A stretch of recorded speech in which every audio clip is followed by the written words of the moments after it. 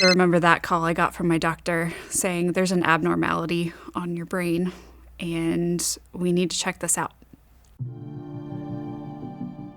I remember the moment that my body went cold. And suddenly I had a deja vu, or what felt like a deja vu. And I heard a sound or a song and had different smells going on, but I didn't know what was happening to me. In that moment, my whole body went cold, and then I got instantly exhausted. I knew that there was something wrong because it continued to happen. And in that office that day, the doctor turned to me and said, "You have what looks like a benign brain tumor, and if we don't operate soon, it could become malignant. We need to get it out." And I started crying in the office. At that point, it had started to spread into a part of my brain called the hippocampus.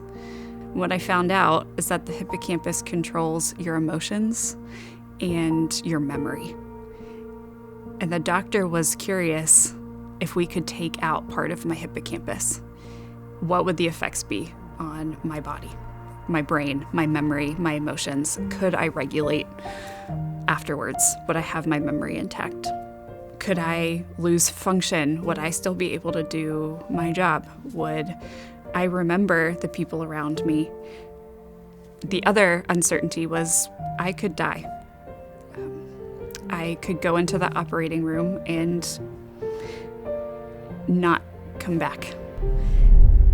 That day, we scheduled the surgery for 7 weeks later. So I had 7 weeks to prepare for a potentially life-altering surgery.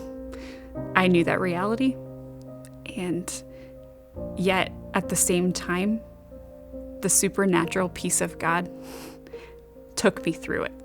What I got to experience throughout the brain surgery journey was actually the peace of God that Paul talks about in Philippians. It's a peace of God that doesn't make sense to the world. The peace of God that I never had experienced before in my life. And his peace is not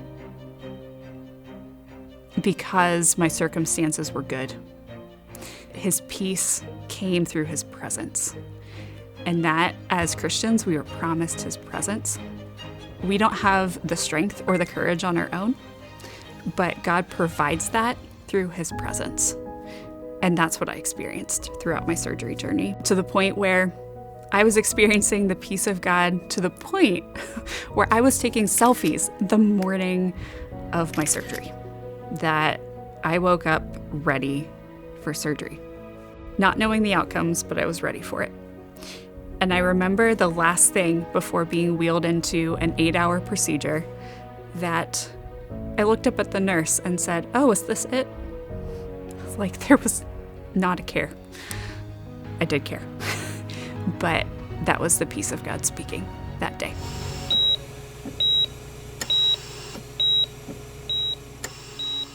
Knowing the presence of God was with me actually enabled me to walk through not only surgery, but recovery as well. And I will forever be changed by knowing that God's presence with me actually enables me to live life.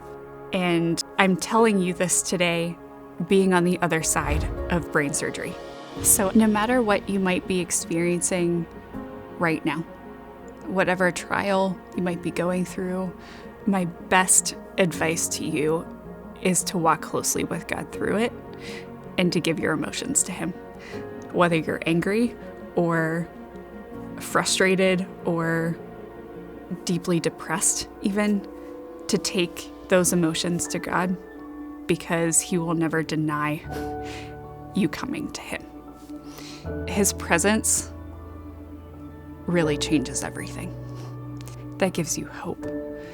Hope not only for now, but hope for a future.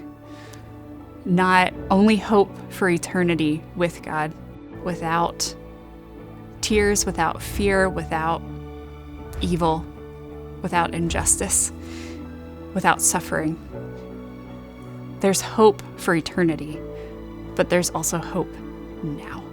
In my present circumstances and my present suffering, God said, "Do not be afraid, for I am with you. I will not leave you or forsake you." And that's the promise that every Christian has, that we can walk through life because He will never leave you. That gives you peace. That gives you hope.